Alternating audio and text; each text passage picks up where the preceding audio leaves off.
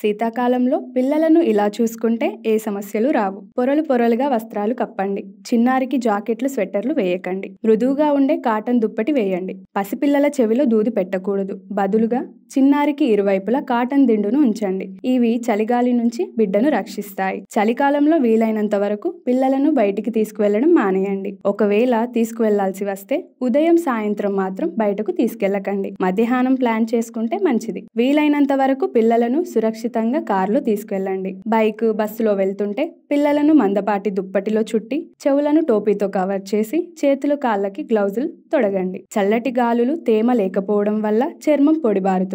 వాళ్ళ స్కిన్ ను హైడ్రేట్ గా ఉంచండి. చిన్నారికి ఎక్కువసేపు స్నానం చేయించకండి. గోరువెచ్చని నీటిని మాత్రమే వాడాలి. స్నానం చేయించిన తర్వాత శుభ్రమైన టవల్ తో వాళ్ళను తుడిచి ఆరిన తర్వాత మాయిశ్చరైజర్ రాయండి. మాయిశ్చరైజర్ మీ బిడ్డ చర్మం డ్రైగా అవ్వకుండా కాపాడుతుంది. బిడ్డ పుట్టిన కొన్ని వారాల నుంచి మసాజ్ చేయడం ప్రారంభించవచ్చు. చలికాలంలో వారికి రోజు ఆయిల్ తో మసాజ్ చేయండి. ఆయిల్ మసాజ్ తో వారి చర్మం మృదువుగా, తేమగా ఉంటుంది. చలికాలంలో పిల్లల తల కూడా పొడిగా మారుతుంది. వారి తలకు కొబ్బరి నూనె పెట్టండి. శీతాకాలంలో పసిపిల్లలను ఇలా చూసుకుంటే ఆరోగ్యంగా ఉంటారు. మరిన్ని విషయాల కోసం మా అశ్విని హాస్పిటల్ని సంప్రదించండి. మా హాస్పిటల్ ఎల్లారెడ్డిపేటలో బస్టాండ్ ఎదురుగా కలదు. మా నెంబర్స్ 9550588377, 9100093338.